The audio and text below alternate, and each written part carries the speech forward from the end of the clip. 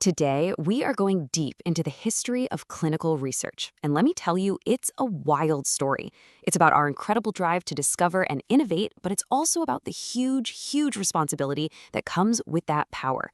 It's like a pendulum swinging back and forth between breathtaking progress and, well, absolute peril. This quote from Sandra Maddock, honestly, it just cuts right to the heart of it. It's a tough reminder that the amazing medical world we have today wasn't built on a straight and narrow path. In fact, a lot of the safeguards we take for granted were born from some really profound, really dark failures.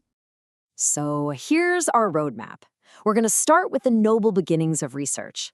Then we have to confront the dark turn things took in the 20th century. After that, we'll see how the rules we live by now were literally forged in tragedy. And we'll wrap up by looking at the tough questions we're still facing today. Okay, so to really get where we are, we've got to rewind way back. Because the ideas of actually testing things out and of taking care of people ethically, well, that's not new. These ideas have been around for thousands of years, and they're the real foundation of medicine. And just look at this timeline for a second. We're talking about an experiment with diets recorded in the book of Daniel, all the way back in 605 BC. Then you have the Hippocratic Oath, do no harm, which became the ethical code for doctors. And fast forward to 1747, and you get one of the first real clinical trials, where James Lind figured out that citrus fruits could cure scurvy. These weren't just random blips, they were the building blocks. This is where it all started. But that noble foundation, it was about to be rocked. The 20th century brought this insane explosion of scientific knowledge and power.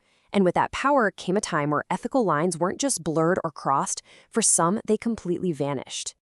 And here is the perfect example of the promise of that era. In 1928, Alexander Fleming discovers penicillin. It was a total game changer, a genuine miracle drug that would go on to save literally millions upon millions of lives. I mean, this is science at its absolute peak. But here's where the story takes a sharp, dark turn. At the very same time that science was unlocking these incredible life-saving cures, something horrible was happening in the shadows, often using the very name of scientific progress as a cover. Get this. Just 4 years after penicillin was discovered, the Tuskegee Syphilis study began. For 40 long years, U.S. health officials lied to 600 African-American men. They told them they were getting treatment, but instead, they just watched as the disease destroyed their bodies, all while deliberately holding back the one thing they knew could cure them, penicillin. It is just one of the most horrific betrayals of trust in medical history. Then, in 1937, a completely different kind of failure. A company wanted to make a new medicine for children, so they mixed the drug into a toxic solvent, basically antifreeze. Over 100 people died, most of them kids. And why did this happen? It's almost unbelievable, but at the time, there was no law that required you to prove a drug was safe before you sold it. And this wasn't just happening in one place. These atrocities were global.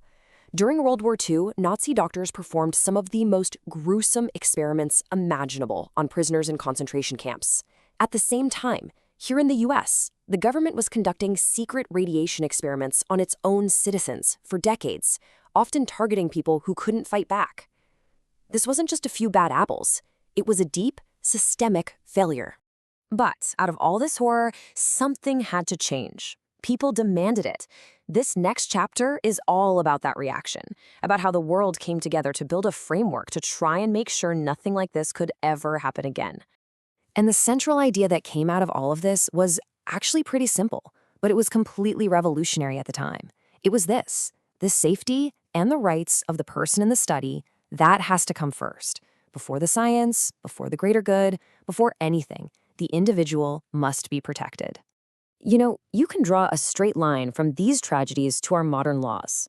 The public was so horrified by the children who died from that toxic medicine that just 1 year later, Congress passed the Food, Drug, and Cosmetic Act. For the very first time, it was the law. You had to prove your drug was safe before you put it on a shelf. And then, after the war, the world had to look the Nazi experiments square in the face. The Nuremberg trials weren't just about putting a few evil men in jail. They were about drawing a line in the sand for the entire planet, to set a new standard for what is and is not okay when it comes to human research. And out of those trials came something called the Nuremberg Code. Its 10 principles are the bedrock of medical ethics today. And what's number one? The big one. Voluntary, informed consent is absolutely essential. That means you, the person in the study, have to understand what's going on and you have to agree to it freely. It seems so obvious to us now, but back then it was a radical idea. So, great, we have the rules, the problem is solved, right? Well, not exactly. The story doesn't just stop there. Science is moving faster than ever, and with that speed comes brand new, incredibly complicated ethical questions. The job of being watchful is never, ever over. And the story of Henrietta Lacks really captures this modern challenge perfectly. Back in 1951, she was a patient getting treated for cancer. While she was there, doctors took a sample of her tumor cells. They never asked her, they never told her. It happened completely without her consent. Now here's the thing.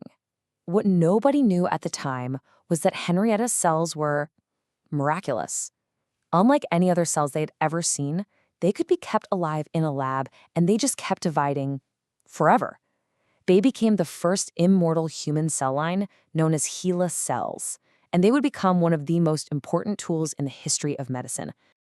Just how important were they? Well, scientists estimate that over 20 tons of her cells have been grown since then. Just try to wrap your head around that. 20 tons. Her cells were used to help develop the polio vaccine, to do crucial research on cancer, on AIDS, you name it. And it all came from a woman who passed away never knowing the incredible gift she had given to the world. And that brings us right back to that pendulum. The history of clinical research is this constant push and pull between our desire to know more and our duty to protect each other. We now have rules that were written in the language of past suffering. But in our world of AI, gene editing, and big data, the question is as urgent as ever. How do we make sure we protect the Henrietta Lacks of tomorrow? How do we ensure that pendulum of progress never, ever swings that far into the darkness again?